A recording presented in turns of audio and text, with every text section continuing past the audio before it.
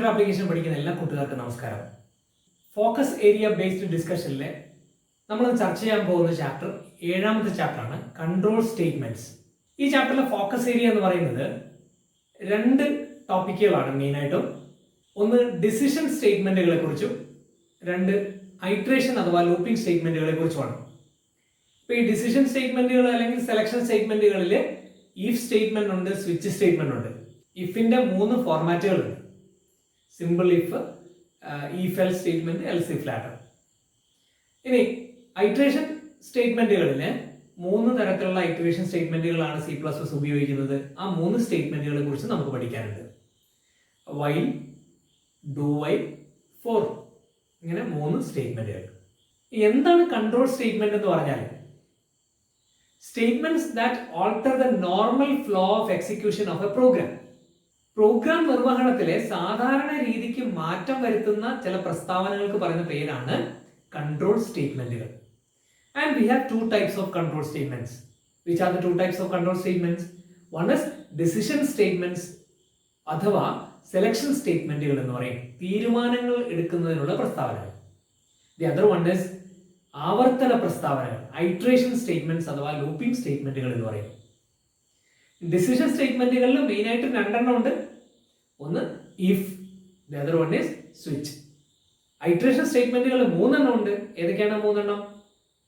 While statement, do while statement and for statement. നമ്മൾ ഇതിനെ ലൂപ്പുകൾ എന്നാണ് പറയാം. അപ്പൊ while loop, do while loop, for loop. Okay, അപ്പൊ ഈ സ്റ്റേറ്റ്മെന്റുകൾ പഠിക്കുക എന്ന് പറഞ്ഞു കഴിഞ്ഞാൽ ഓരോ സ്റ്റേറ്റ്മെന്റിനെയും സിന്റാക്സ് പഠിക്കുക എന്നതാണ്, വാക്യഘടന പഠിക്കുക. അതോടൊപ്പം തന്നെ ഇതെങ്ങനെ പ്രവർത്തിക്കുന്നു എന്നും പഠിക്കുക. ഓക്കെ, നമ്മൾ 1ാമത്തെ സ്റ്റേറ്റ്മെന്റിലേക്ക് പോവുകയാണ്. ഡിസിഷൻ സ്റ്റേറ്റ്മെന്റുകളിൽ തന്നെ 1ാമത്തെ സ്റ്റേറ്റ്മെന്റ് ആയിട്ടുള്ള ഇഫ് സ്റ്റേറ്റ്മെന്റ്. നമുക്ക് ഇഫിന്റെ 2 ഫോർമാറ്റുകൾ ഇവിടെ കാണാം. ഒന്ന് സിമ്പിൾ ആയിട്ടുള്ള ഒരു ഇഫ് സ്റ്റേറ്റ്മെന്റും the other one is if else സ്റ്റേറ്റ്മെന്റും. ഇഫ് സ്റ്റേറ്റ്മെന്റ് എങ്ങനെയാണ് വർക്ക് ചെയ്യുന്നത്? അപ്പൊ അതിന്റെ സിന്റാക്സ് നമ്മൾ നോക്കിയാൽ മതി. If condition statement block. Okay, ആ സ്റ്റേറ്റ്മെന്റ് ബ്ലോക്ക് എന്ന് പറയുന്നത് ഒരു സെറ്റ് ഓഫ് സ്റ്റേറ്റ്മെന്റ് ആണെങ്കിൽ അത് കേർലി ബ്രേസിനുള്ളിൽ വേണം. അപ്പൊ ഇവിടെ എങ്ങനെയാണ് ഇത് എക്സിക്യൂട്ട് ചെയ്യുന്നത്, അല്ലെങ്കിൽ ഇതിന്റെ പ്രവർത്തനം എങ്ങനെയാണ്? ഒരു നിബന്ധനയുടെ അടിസ്ഥാനത്തിൽ ഒരു കൂട്ടം പ്രസ്താവനകളെ പ്രവർത്തിപ്പിക്കുന്നതിന് വേണ്ടി ഉപയോഗിക്കുന്നതാണ് ഇഫ് പ്രസ്താവന എന്ന് പറയുന്നത്, അല്ലെങ്കിൽ ഇഫ് സ്റ്റേറ്റ്മെന്റ് എന്ന് പറയുന്നത്. അപ്പൊ ഇവിടെ കണ്ടീഷൻ ഇവാലുവേറ്റ് ചെയ്യുന്നു, ആ ഒരു എക്സ്പ്രഷൻ പരിശോധിക്കുന്നു. അത് ശരിയാണെങ്കിൽ, അതായത് ട്രൂ ആണെങ്കിൽ അതിനുള്ളിൽ പ്രതിപാദിച്ചിരിക്കുന്ന കൊടുത്തിരിക്കുന്ന സ്റ്റേറ്റ്മെന്റുകൾ എക്സിക്യൂട്ട് ചെയ്യും. അല്ലെങ്കിൽ ഈ സ്റ്റേറ്റ്മെന്റ് കഴിഞ്ഞിട്ടുള്ള ബ്ലോക്കിലേക്ക് പോകുന്നു. ഇനി 2ാമത്തെ ഫോർമാറ്റ് നോക്കുക, ഇഫ് എൽസ് സ്റ്റേറ്റ്മെന്റ് ആണ്. അപ്പൊ അവിടെ നിബന്ധന എക്സിക്യൂട്ട് ചെയ്യുന്നു, അല്ലെങ്കിൽ നിബന്ധന പരിശോധിക്കുന്നു.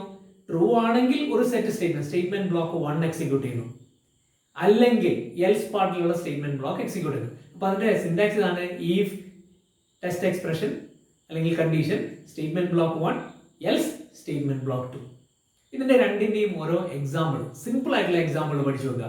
If score is greater than or equal to 80 then you have passed the examination. ഇനി ഇഫ് എൽസിലേക്ക് വരികയാണെങ്കിൽ if score is greater than or equal to 18 you have passed the examination, else you have failed the examination. Okay, അപ്പം അതിലേതെങ്കിലും ഒരു ഭാഗം മാത്രം execute ചെയ്യുന്നു എന്ന് മനസ്സിലാക്കുക. ഇഫ് സ്റ്റേറ്റ്മെന്റിന്റെ മറ്റൊരു ഫോർമാറ്റ് ആണ് എൽസ് ഇഫ് ലാഡർ എന്ന് പറയുന്നത്. എൽസ് ഇഫ് ലാഡറിൽ ഒരു കണ്ടീഷൻ അല്ല ഇവാലുവേറ്റ് ചെയ്യപ്പെടുന്നത്, ഒന്നിൽ കൂടുതൽ കണ്ടീഷനുകൾ ഉണ്ടാവും. അപ്പോൾ ഓരോ കണ്ടീഷൻ ഇവാലുവേറ്റ് ചെയ്യുന്നു, അതിന്റെ ട്രൂത്ത് വാല്യൂവിനെ ബേസ് ചെയ്തിട്ട് ആ കണ്ടീഷൻ ട്രൂ ആണെങ്കിൽ അതിന് താഴെ സ്പെസിഫൈ ചെയ്തിരിക്കുന്ന സ്റ്റേറ്റ്മെന്റ് ബ്ലോക്ക് എക്സിക്യൂട്ട് ചെയ്യുന്നു. അപ്പോൾ if test expression 1 statement block 1, else if test expression 2 statement block 2, else if test expression 3 statement block 3, etc. ഇനി ഈ കണ്ടീഷൻസ് ഒന്നും ശരിയാവുന്നില്ല എങ്കിൽ, അല്ലെങ്കിൽ ട്രൂ റിട്ടേൺ ചെയ്യുന്നില്ല എങ്കിൽ എൽസ് പാർട്ടിൽ സ്പെസിഫൈ ചെയ്തിരിക്കുന്ന സ്റ്റേറ്റ്മെന്റ് ബ്ലോക്ക്, അതായത് എന്ത് സ്റ്റേറ്റ്മെന്റ് ബ്ലോക്ക് എക്സിക്യൂട്ട് ചെയ്യുന്നു. അപ്പൊ ഇങ്ങനെയാണ് എൽസ് ഇഫ് ലാഡർ വർക്ക് ചെയ്യുന്നത്. അതിനൊരു എക്സാമ്പിൾ നമ്മൾ എടുക്കുകയാണെങ്കിൽ അവിടെ കണ്ടീഷൻസ് കൂടുതൽ വേണം. ഒരു കണ്ടീഷൻ അല്ല, 2 കണ്ടീഷൻ അല്ല, അതിൽ കൂടുതൽ ഉണ്ടാവാം. അപ്പൊ ഇവിടെ നമ്മളൊരു ഡേ വാല്യൂ റീഡ് ചെയ്യുന്നു, ഡേക്ക് ഒരു ഇന്റീജർ വാല്യൂ റീഡ് ചെയ്യുന്നു. 1 മുതൽ 7 വരെയുള്ള ഏതെങ്കിലും വാല്യൂ ആയിരിക്കും നമ്മൾ ഇൻപുട്ട് ചെയ്യുന്നത്. 1 ആണെങ്കിൽ സൺഡേ എന്നും, 2 ആണെങ്കിൽ മൺഡേ എന്നും, 3 ആണെങ്കിൽ ട്യൂസ്ഡേ എന്നും പ്രിന്റ് ചെയ്യുന്ന തരത്തിലുള്ള ഒരു പ്രോഗ്രാം. അപ്പൊ അവിടെ ഓരോ കണ്ടീഷൻസ് ഇവാലുവേറ്റ് ചെയ്യുന്നു, ആ കണ്ടീഷൻ അനുസരിച്ച് ഒരു set of statement block select ചെയ്ത് എക്സിക്യൂട്ട് ചെയ്യുന്നു. മറ്റൊരു ഡിസിഷൻ സ്റ്റേറ്റ്മെന്റ് ആണ് സ്വിച്ച് എന്ന് പറയുന്ന സ്റ്റേറ്റ്മെന്റ്. ഈ സ്വിച്ച് സ്റ്റേറ്റ്മെന്റ് എൽസ് ഇഫ് ലാഡറിന് സിമിലർ ആയിട്ടുള്ള ഒരു സ്റ്റേറ്റ്മെന്റ് ആണ്. സ്വിച്ചിന്റെ പ്രത്യേകത എന്ന് പറയുന്നത് ഒരു എക്സ്പ്രഷൻ ഇവാലുവേറ്റ് ചെയ്യുകയും ആ എക്സ്പ്രഷൻ ഇവാലുവേറ്റ് ചെയ്യുമ്പോൾ കിട്ടുന്ന വാല്യൂ അതൊരു പൂർണ്ണസംഖ്യയായിട്ടോ അല്ലെങ്കിൽ ഒരു ക്യാരക്ടർ കോൺസ്റ്റന്റ് ആയിട്ടോ മാച്ച് ചെയ്ത് ആ മാച്ച് ചെയ്യുന്ന ആ പർട്ടിക്കുലർ കേസിലുള്ള ഒരു സ്റ്റേറ്റ്മെന്റ് ബ്ലോക്ക് എക്സിക്യൂട്ട് ചെയ്യുന്നു എന്നുള്ളതാണ് സ്വിച്ചിന്റെ പ്രത്യേകത. അപ്പോൾ അതിന്റെ സിന്റാക്സ് ഇതാണ്: സ്വിച്ച് എക്സ്പ്രഷൻ ബ്രാക്കറ്റിൽ എക്സ്പ്രഷൻ കൊടുക്കുക, case constant 1 statement block 1 break, case constant 2 statement block 2 break, case constant 3 statement block 3 break, etc etc. Case constant n-1 statement block n-1 break. ഇനി ഇതൊന്നും അല്ല എങ്കിൽ, ഇതൊന്നും എക്സിക്യൂട്ട് ചെയ്യുന്നില്ല അല്ലെങ്കിൽ ഇതൊന്നും മാച്ച് ആവുന്നില്ല എങ്കിൽ ഡിഫോൾട്ട് എന്ന് പറയുന്ന ഒരു ബ്ലോക്ക് ഉണ്ടാവും. ആ ഡിഫോൾട്ട് ബ്ലോക്കിൽ പറഞ്ഞിരിക്കുന്ന സ്റ്റേറ്റ്മെന്റ് ബ്ലോക്ക് എക്സിക്യൂട്ട് ചെയ്യുന്നു. നേരത്തെ നമ്മൾ എഴുതിയ അതേ പ്രോഗ്രാം ഈ സ്വിച്ച് കേസ് ഉപയോഗിച്ചുകൊണ്ട് കൺവേർട്ട് ചെയ്ത് എഴുതിയിരിക്കുന്നതാണ് നമ്മൾ ഇവിടെ കാണുന്നത്. അപ്പൊ അവിടെ നമ്മൾ റീഡ് ചെയ്യുന്നു ഡേ എന്ന് പറയുന്ന വാല്യൂ.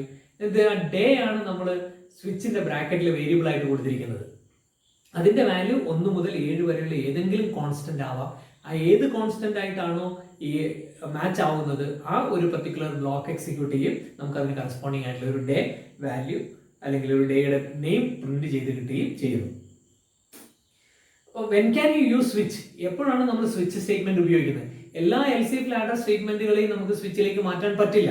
എന്നാൽ സ്വിച്ച് സ്റ്റേറ്റ്മെന്റ് ഉപയോഗിക്കുന്ന എല്ലാ പ്രോഗ്രാമുകളെയും നമുക്ക് എൽസ് ഇഫ് ലാഡറിലേക്ക് മാറ്റാൻ സാധിക്കുകയും ചെയ്യും. നമുക്ക് സ്വിച്ച് ഉപയോഗിക്കണമെങ്കിൽ ചില ക്രൈറ്റീരിയ ഫോളോ ചെയ്തിരിക്കണം. The conditions involve only equality checking. In other cases, it should be converted into equality expression. നിബന്ധനകളിൽ നമ്മൾ നേരത്തെ ഇവാലുവേറ്റ് ചെയ്യുന്ന എക്സ്പ്രഷനുകളിൽ തുല്യത പരിശോധന മാത്രമേ ഉണ്ടാവാൻ പാടുള്ളൂ. ഇക്വാളിറ്റി ചെക്കിംഗ് മാത്രമേ ഉണ്ടാവാൻ പാടുള്ളൂ. മറ്റവസരങ്ങളിൽ അതിനെ തുല്യത പ്രയോഗമാക്കി മാറ്റാൻ പറ്റണം. ഇനി രണ്ടാമത്തെ കണ്ടീഷൻ ഏതാണ്? First operant in the equality expression should be the same variable or expression.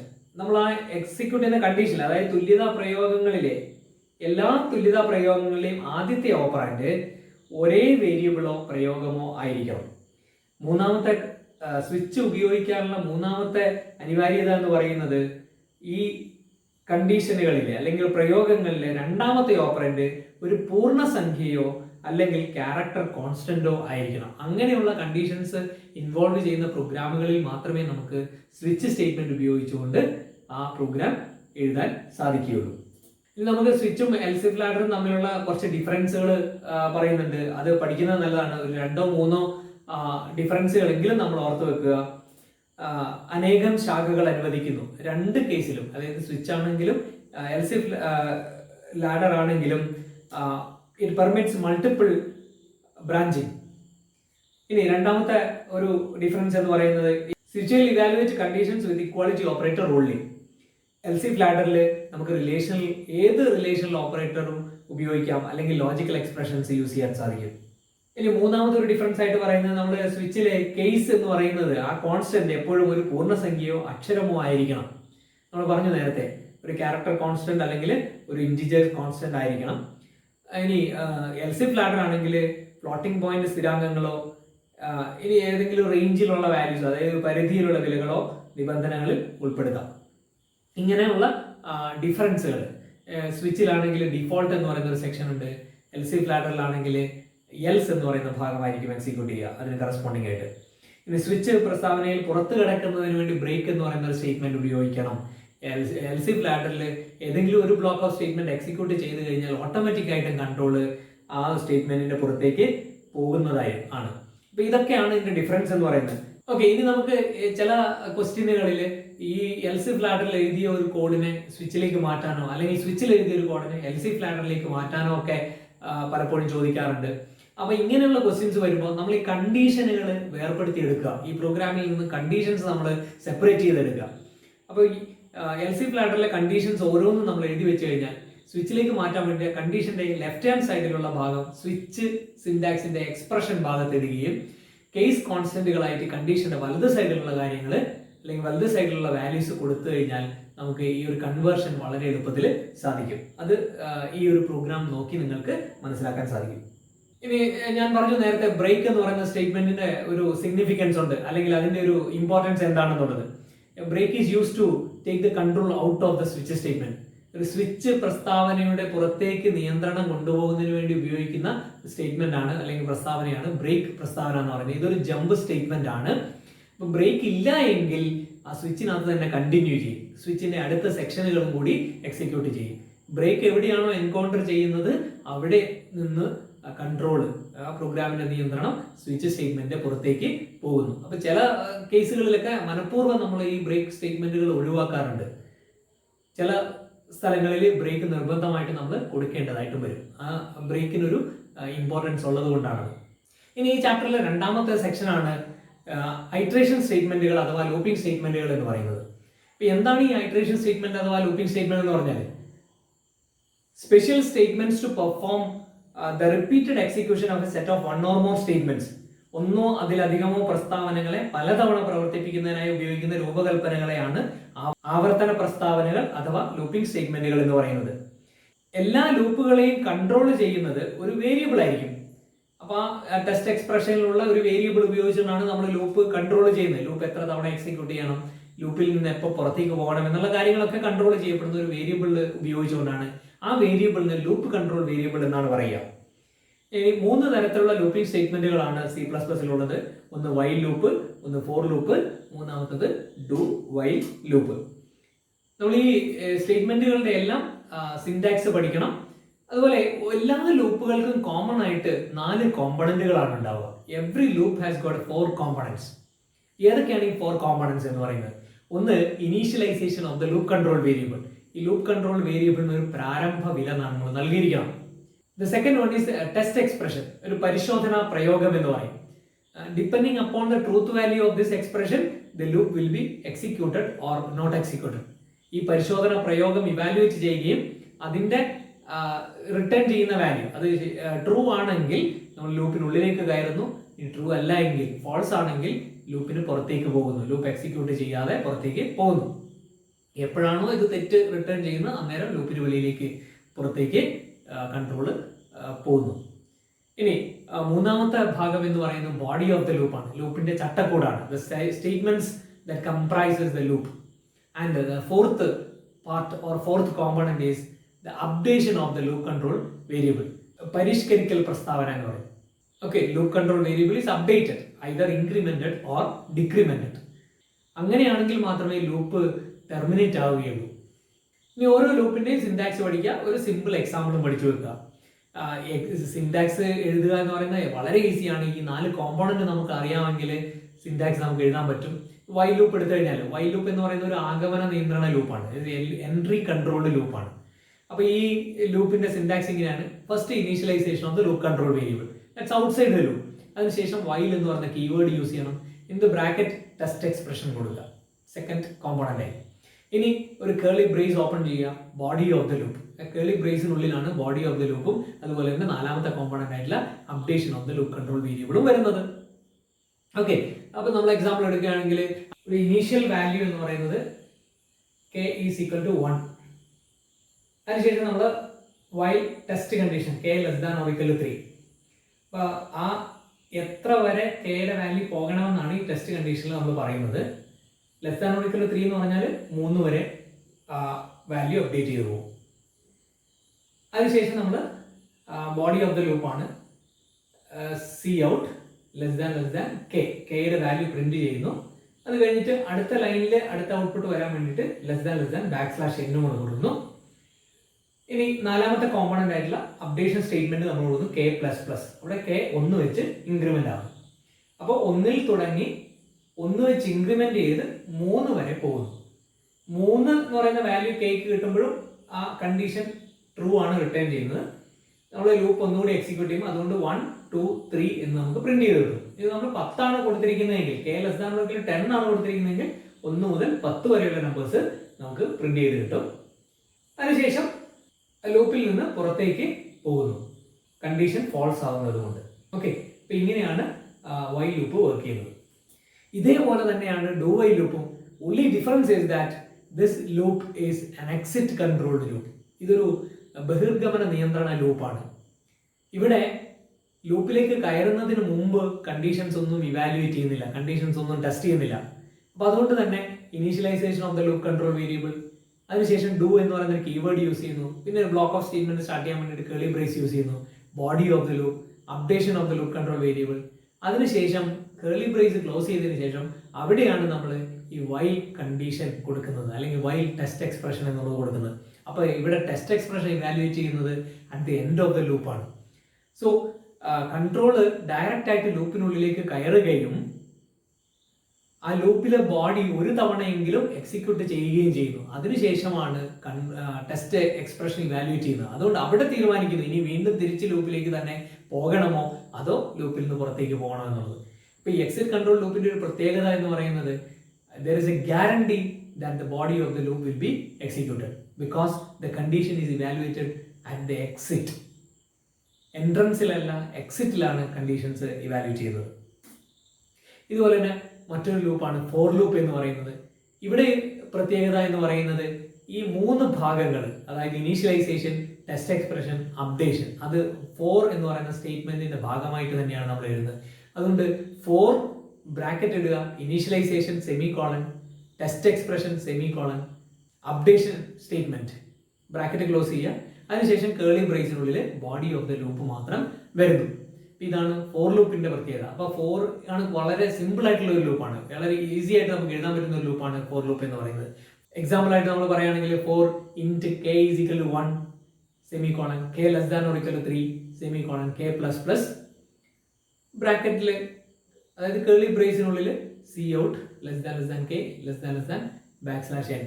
Okay, അതൊരു സി ഔട്ട് സ്റ്റേറ്റ്മെന്റ് ആണ്. ആ കെയുടെ വാല്യൂ പ്രിന്റ് ചെയ്യാൻ വേണ്ടിയിട്ടുള്ളത് നേരത്തെ നമ്മൾ കണ്ട അതേ സ്റ്റേറ്റ്മെന്റ് തന്നെയാണ് മറ്റു ലൂപ്പിൽ നമ്മൾ ഇത് തന്നെയാണ് ഉപയോഗിച്ചിരിക്കുന്നത്. അപ്പോൾ ഇവിടെ നമ്മൾ 1 മുതൽ 3 വരെ പ്രിന്റ് ചെയ്യാൻ വേണ്ടിയിട്ടുള്ള സ്റ്റേറ്റ്മെന്റ് ആണ്. എത്ര നമ്പേഴ്സ് പ്രിന്റ് ചെയ്യണോ അതിനനുസരിച്ച് നമുക്ക് കണ്ടീഷൻസ് അല്ലെങ്കിൽ ആ ടെസ്റ്റ് എക്സ്പ്രഷൻ മാറ്റിയാൽ മാത്രം മതി. 1, 2, 3 എന്ന് പ്രിന്റ് ചെയ്യുന്നതിന് പകരം 1, 3, 5 എന്നൊക്കെയാണ് പ്രിന്റ് ചെയ്യേണ്ടതെങ്കിൽ ആ കെയുടെ ഇൻക്രിമെന്റേഷൻ എന്ന് പറയുന്നത് 2 വെച്ച് ഇൻക്രിമെന്റ് ചെയ്താൽ മതി. അപ്പോൾ ഇനീഷ്യൽ വാല്യൂ മാറ്റിക്കൊണ്ട് അപ്ഡേഷൻ സ്റ്റേറ്റ്മെന്റ് ചെറുതായിട്ട് ചേഞ്ച് ചെയ്തുകൊണ്ട് നമുക്ക് പലതരത്തിലുള്ള പ്രോഗ്രാമുകൾ എഴുതാൻ പറ്റും. പല ഔട്ട്പുട്ടുകൾ ജനറേറ്റ് ചെയ്യുന്ന പ്രോഗ്രാമുകൾ നമുക്ക് കിട്ടും. ഇവിടെ നമുക്ക് ഒരു ലൂപ്പിൽ നിന്ന് മറ്റൊരു ലൂപ്പിലേക്ക് കൺവേർട്ട് ചെയ്യാനുള്ള ചെറിയ പ്രോബ്ലംസ് ഒക്കെ ചിലപ്പോൾ പരീക്ഷയ്ക്ക് ചോദിക്കാം. ഈ വർഷം ഫോക്കസ് ഏരിയ ബേസ് ചെയ്തുകൊണ്ട് ഉള്ള സിമ്പിൾ ക്വസ്റ്റ്യനുകളൊക്കെ ആയതുകൊണ്ട് ചിലപ്പം ഈ ഒരു ഭാഗത്തു നിന്നുള്ള ക്വസ്റ്റ്യൻ ഇങ്ങനെയുള്ള ക്വസ്റ്റ്യൻ വരണമെന്നില്ല. എന്നാലും നമ്മൾ പഠിച്ചു വെക്കുന്നത് നല്ലതാണ്. ഔട്ട് ഓഫ് ഫോക്കസിൽ നിന്ന് 30% ക്വസ്റ്റ്യൻസ് നമ്മൾ പ്രതീക്ഷിക്കുന്നുണ്ട്. അപ്പോൾ അതുകൊണ്ട് തന്നെ ഈ ഒരു കൺവേർഷൻസ് ക്വസ്റ്റ്യൻസ് പലപ്പോഴും പരീക്ഷയ്ക്ക് നമുക്ക് പ്രതീക്ഷിക്കാവുന്ന ക്വസ്റ്റ്യനുകളാണ്. അപ്പോൾ ഒന്നുമില്ല, നമ്മളെ ഈ സിൻടാക്സ് നമുക്ക് അറിയാമെങ്കിൽ ആ സിൻടാക്സിനനുസരിച്ച് ഈ 4 കോമ്പണന്റുകളെ മാറ്റി എഴുതിയാൽ മാത്രം മതി. ആകെ പഠിച്ചു വെക്കേണ്ടതാണ് ഏതാണ് ഇനീഷ്യലൈസേഷൻ സ്റ്റേറ്റ്മെന്റ് എന്നും ഏതാണ് അപ്ഡേഷൻ സ്റ്റേറ്റ്മെന്റ് എന്നും എന്താണ് ടെസ്റ്റ് എക്സ്പ്രഷൻ എന്നും നമുക്ക് വ്യക്തമായ ബോധ്യം ഉണ്ടാവണം. അങ്ങനെയാണെങ്കിൽ മാത്രമേ നമുക്ക് ഈ ഒരു കൺവേർഷൻ വളരെ എളുപ്പത്തിൽ ചെയ്യാൻ സാധിക്കുള്ളൂ. ബാക്കിയുള്ളതെല്ലാം ബോഡി ഓഫ് ദ ലൂപ്പിന്റെ ഭാഗമായിരിക്കും എന്ന് മനസ്സിലാക്കുക. ഈ ചാപ്റ്ററിൽ നിന്ന് അവസാനമായിട്ട് നമുക്ക് പ്രതീക്ഷിക്കാവുന്ന ഒരു ചോദ്യം എന്ന് പറയുന്നത് ഈ 3 ലൂപ്പുകൾ തമ്മിലുള്ള ഡിഫറൻസുകൾ നമ്മൾ എഴുതേണ്ടതായിട്ട് വരാം. ഇപ്പോൾ ഒരു കമ്പാരിസൺ, 3 ലൂപ്പുകൾ തമ്മിലൊന്ന് കമ്പയർ ചെയ്ത് പഠിക്കുന്നത് നല്ലതാണ്. For loop, while loop, do while loop. For loop എന്ന് പറയുന്ന ഒരു എൻട്രി കൺട്രോൾഡ് ലൂപ്പാണ്. വൈൽ ലൂപ്പും ഒരു എൻട്രി കൺട്രോൾഡ് ലൂപ്പാണ്. ഡു വൈൽ ലൂപ്പ് എന്ന് പറയുന്ന ഒരു എക്സിറ്റ് കൺട്രോൾഡ് ലൂപ്പാണ്. അപ്പോൾ ആദ്യത്തെ രണ്ടും ആഗമന നിയന്ത്രണ ലൂപ്പാണ്, രണ്ടാമത്തത് ബഹിർഗമന നിയന്ത്രണ ലൂപ്പാണ്.